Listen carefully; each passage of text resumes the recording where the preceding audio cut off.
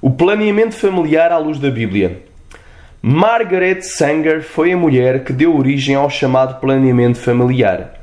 Em 1919 fundou a ABCL, Liga Americana para o Controlo da Natalidade, e em 1942 fundou a PPFA, Federação Americana para o Planeamento Familiar, que era uma continuação da anterior organização. Finalmente, em 1952, foi criada a IPPF, Federação Internacional para o Planeamento Familiar, que agrupa todas as associações de planeamento familiar de igual espírito, sendo esta a maior entidade abortista de todo o mundo.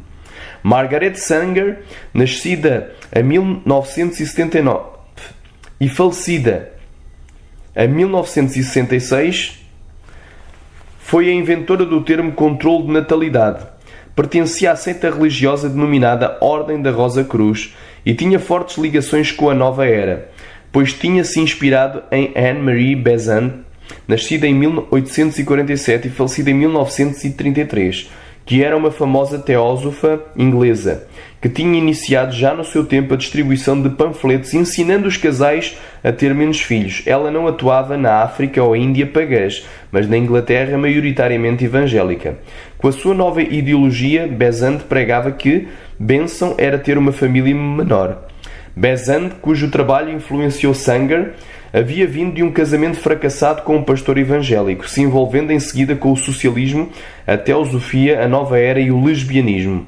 Mas a Inglaterra dita cristã não se importou com o lesbianismo dela, nem com o seu ocultismo, nem com o facto de que na Bíblia Deus diz que os filhos são bênçãos e que é bem-aventurado o homem que se enche deles.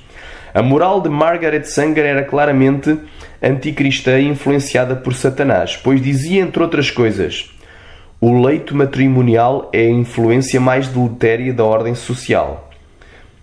A maternidade é uma escravidão. E ainda dizia que a sexualidade fora do matrimónio, algo imprescindível.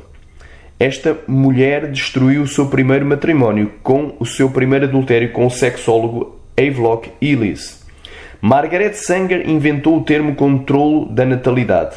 Promovia a eugénia, que é o suposto melhoramento genético da espécie humana, que visava impedir que os menos aptos se reproduzissem, e para tal utilizavam e promoviam métodos tais como a esterilização compulsiva aplicada pelo Estado, a eutanásia, o aborto e o uso de anticonceptivos.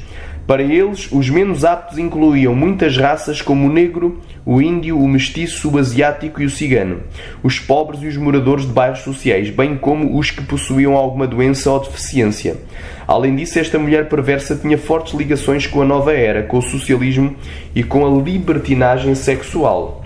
O racismo e ódio desta mulher contra os moradores dos bairros mais pobres era notória, pois dizia acerca deles o seguinte: devido à sua natureza animal, reproduzem-se como coelhos, e logo poderiam ultrapassar os limites de seus bairros ou dos seus territórios e contaminar então os melhores elementos da sociedade com doenças e genes inferiores. O ato mais piedoso que pode realizar uma família numerosa por um dos seus filhos menores é matá-lo. Isto ela disse em 1920. Os serviços de maternidade para as mulheres dos bairros miseráveis são prejudiciais para a sociedade e para a raça. A caridade não faz senão prolongar a miséria dos inaptos. Isso disse ela em 1922. Nenhuma mulher e nenhum homem terão direito de ser mãe ou pai sem uma licença de procriação. Esta declaração foi feita em 1934. Em seu primeiro jornal, The Woman Rebel, a mulher rebelde, ela confessou: o controle da natalidade atrai os radicais mais avançados do socialismo, porque a sua prática mina a autoridade das igrejas cristãs. Algum dia espero ver a humanidade livre da tirania do cristianismo. Sanger também tinha ligações profundas com o nazismo. Antes da Segunda Guerra Mundial, Sanger mantinha estreita relação com as autoridades da Alemanha nazista, porque o sistema nazista de total planeamento e controle social era muito mais aberto às ideias dela de um controle total sobre a reprodução humana. Enquanto Sanger lutava para promover o polémico conceito de controle de natalidade nos Estados Unidos, Na Alemanha não havia nenhuma oposição. O nazismo acolheu de braços abertos a ideologia do planeamento familiar promovida por Sanger. Esta visão era completamente baseada na teoria da evolução de Charles Darwin, e o governo nazista via o controle de natalidade como item normal de sua política de planeamento e controle e aperfeiçoamento do animal humano, visando criar, através da eugénia, uma geração de super-homens arianos que seriam altos, fortes, inteligentes, louros e de olhos azuis. Antes de 1930, todas as igrejas cristãs eram contra o uso de anticoncepcionais, e antes de 1936, todos os dispositivos contraceptivos e métodos de controle de nascimento eram ilegais nos Estados Unidos. Theodore Roosevelt, o 26º presidente dos Estados Unidos, chegou mesmo a afirmar: o controle de nascimento é pecado. Em 1938, o juiz August Hunt levantou a bandeira do controle de nascimento. Em 1965, no caso Griswold vs. Connecticut, US 479, em 1965, a Suprema Corte dos Estados Unidos derrubou uma das últimas leis estatais proibindo a prescrição ou uso de contraceptivos para casais casados.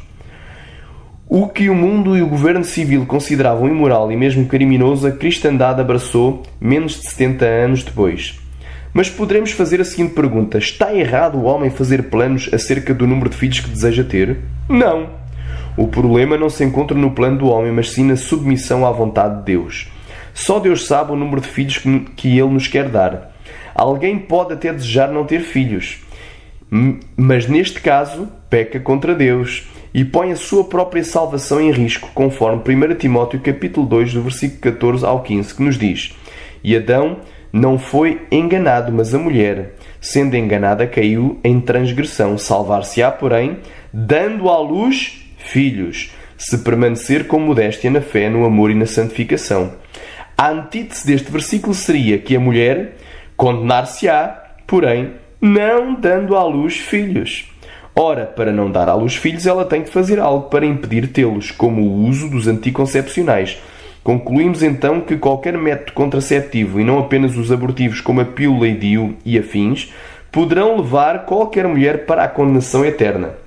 E alguém pode até desejar ter um número de filhos diferente daquele que Deus lhe quer dar, mas a palavra de Deus nos diz, em Romanos 9,16: Assim, pois, isto não depende do que quer nem do que corre, mas de Deus que se compadece. E em Isaías, no capítulo 55, versículo 8 e 9, nos diz: Porque os meus pensamentos não são os vossos pensamentos, nem os vossos caminhos os meus caminhos, diz o Senhor. Porque assim como os céus são mais altos do que a terra, assim são os meus caminhos mais altos do que os vossos caminhos, e os meus pensamentos mais altos do que os vossos pensamentos. E em Tiago, no capítulo 4, do 13 ao 15, nos diz: Ei agora vós, que dizeis: Hoje ou amanhã iremos a tal cidade, e lá passaremos um ano, e contrataremos e ganharemos. Digo-vos que não sabeis o que acontecerá amanhã, porque o que é a vossa vida é um vapor que aparece por um pouco e depois se desvanece. Em lugar disso deveis dizer: se o Senhor quiser, viveremos e faremos isto ou aquilo. O planeamento familiar, de um modo geral, pode ter por trás de si muitas motivações, sejam elas sociais, psicológicas, económicas, filosóficas ou até ocultistas, mas nenhuma delas representam por certo motivação bíblica.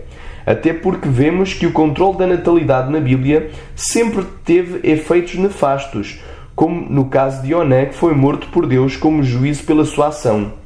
Os casos da matança dos meninos hebreus no Egito nos dias de Moisés, e o caso da matança das crianças com menos de 2 anos em Belém, a quando do nascimento de Jesus, conforme Êxodo capítulo 1, do 15 ao 22, e Mateus capítulo 2, do 16 ao 18. Nos dias de hoje, as ideias de Sanger, a fundadora do planeamento familiar, se refletem na China comunista, onde o Estado determinou que cada casal só pode ter um filho, e as mães que engravidam pela 3ª vez no campo são presas e levadas à força para abortar e serem esterilizadas compulsivamente por esquadrões de aborto.